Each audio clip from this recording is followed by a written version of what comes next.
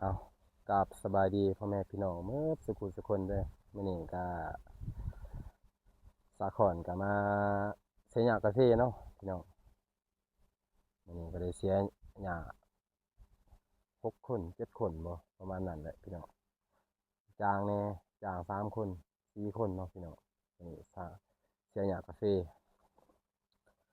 ถึงว่ากาแฟสิบ่งามก็เสียแหน่เนาะนี่แหละนี่เนาะใส่มาเบิ่งเลยเนาะนี่แหละเนาะพี่น้องกาแฟนี่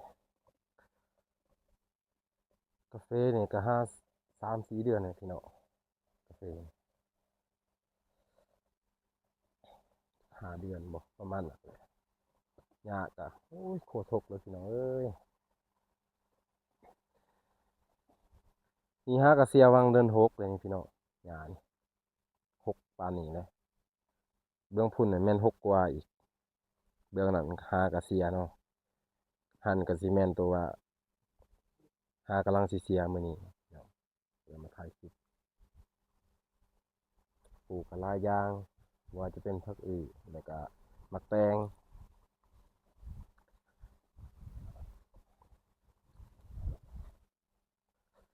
นี่นี่ก็เป็นพ่อแม่เนาะพี่น้องนี่ที่แม่เราปลูกนี่ก็สิเป็นมักแตงหมากก็บ่ทันมากดอกหากะมากพี่น้องปลูกนี่กาแฟนี่แม่นปลูกวังเดือน 2เลยพี่น้องหาก็ได้5 เดือนเนาะกาแฟเสียหญ้าก็แม่นเสีย3 เทื่อแหละพี่น้องหญ้านี่โคตรหกเลยหกไว้นะพี่น้องเอ้ยตอนนั้นก็หาแบบปลูกมันเด้ตอนนั้นปลูกมันอยู่นี่ก็3 เทื่อเทื่อที่4แม่นเอาบ่ได้เลยพี่น้องหญ้าหกไปเลยก็เลยเอาบ่ได้จ้างเขามาฉีดหญ้าก็ยังเฮ็ดบ่ได้หญ้ามันบ่ตายก็เลยบ่ได้มันครับบ่ได้ฮอดเงินมันครับพี่น้องเฮ็ดมันอยู่นี่ก็2 ล้านผมเสียก็เลยบ่ได้ยอดทุนครับก็เลยคิดว่ามาปลูกกาแฟเนาะคิดว่าเทื่อกาแฟสิงามจ้างเขาก็หมดหลายล้านเลยอยู่นี่พี่น้องเบี้ยก็ซื้อคือกันนี่โอ้นี่หากะเสียบางยานี่เด้อพี่น้องเสียตอนเสาร์นี่หญ้ามื้อนี้ก็แดดแห้งอยู่พี่น้องเฮ็ดให้หญ้าตายนะมื้อนี้ถ้าได้เสียนี่ก็ประมาณ12 โมงปลายเด้อเพราะว่าหากะพักกินข้าวนี่แหละกำลังสิลงนี่พี่น้องกาแฟนำบ่ได้ใหญ่ดอกพี่น้องเอ้ยปลูก2-3 ร้อยซื่อๆทางนี้ก็แม่นกาแฟแม่แล้วเนาะนี่คือแม่แล้วฮอดพระอีคูนี่แหละแต่พระอีคูแต่นี่ขึ้นเทิงนี่แม่นพอเทิงพุ่นไปก็ไปเบิ่งนั่นเฮ็ดหน่อยเดียวก็เฮ็ดนะพี่น้องเอ้ยบ่มีดินดอนนี่แหละพักเวียกมือเดียวนะพี่น้องเอ้ยพักเวียกมือนี้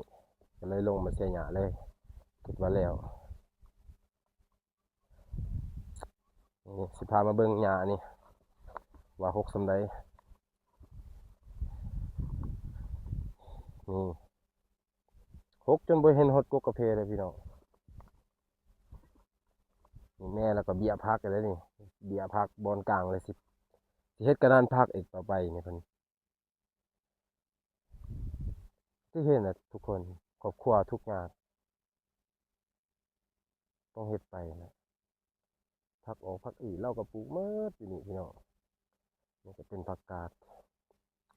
นี่หญ้าโอ้เบิ่งกาแฟนี่ทุกคนเห็นบ่กาแฟนี่กาแฟสิเปิดให้นี่กาแฟ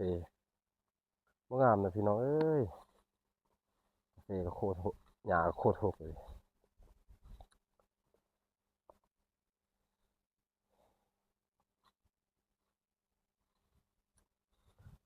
เสียมื้อนี้จักสิแล้วจักบ่นี่ก็ตายนะไก่สิตายนะพี่น้องสิรอดทอดใจบ่ฮู้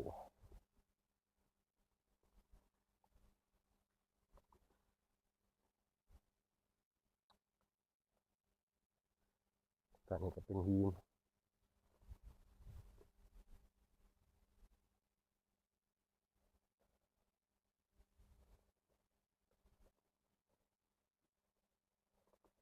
บ่มีหยังสิเว้าหลายดอกพี่น้องเด้อมีแต่ว่าเบิ่งคลิปแล้วก็ติดตามกันแหน่เบิ่งคลิปกันแหน่เด้อพี่น้องเพื่อเป็นกำลังใจนะถึงว่าสิบ่ม่วนก็ได้ นี่แม่เราสิปลูกผักหอมปลอมอยู่นี่ปลูกผักหอมปลอมนี่ก็ยอดผักอื้อยอดผักอื้แล้วก็หมากแตงนะปลูกหลายอย่างเพื่อต่อเติมชีวิตนะพี่น้อง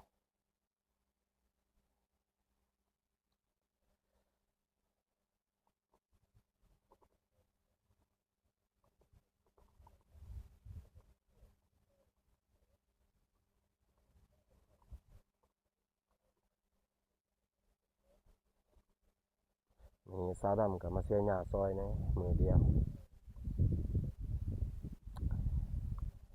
คลิปทรงนี้ก็บ่ได้ปังปานใดดอกพี่น้องเด้อผู้ติดตามก็บ่มีบ่หลาย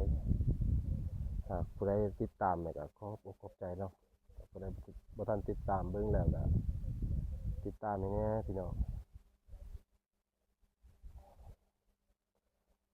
นี่แหละพักเวียกมือเดียวก็ได้เวียกซ้ำนี่แหละพี่น้องได้เวียกเสียหญ้านี่แหละมื้อนี้เสียหญ้าก็เสียตัวเองถึงสิบ่หลายแต่ก็เฮ็ดแล้วเนาะพี่น้องเฮ็ดแล้วก็ต้องเสียหญ้านี่แหละอาหญ้าโคตรรกเลยเดี๋ยวสิถ่ายว่าตอนเสียเด้อพี่น้องสิถ่ายให้เบิ่งเอ้าคลิปนี้ก็สิจบส่ำนี้แหละเนาะมาเบิ่งจักหน่อยอีกสิถ่ายให้เบิ่งตอนเสียเลยพี่น้อง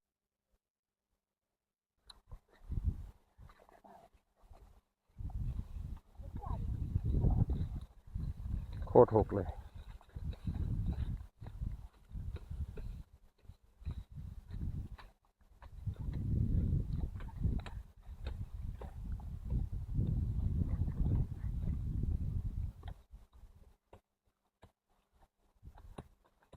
กาแฟตัวนี้คือมันเหี่ยวเลยดำ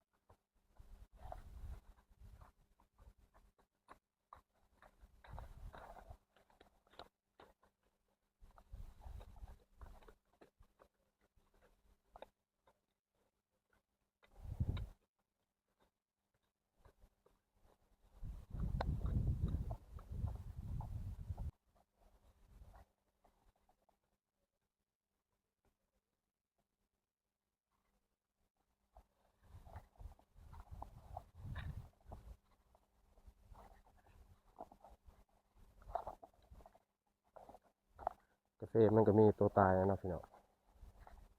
บ่ว่าแต่ยิงมันหมดทุกต้นครับมันมีตัวตายนำ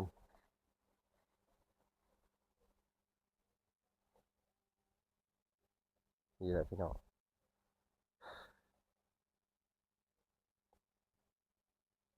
เอ้าคลิปนี้ก็สิจบส่ำนี้เด้อมีหยังก็ฝากกดไลค์กดแชร์เด้อหากได้เบิ่งก็ได้บ๊ายบายสิลงไปเสียหญ้าต่อ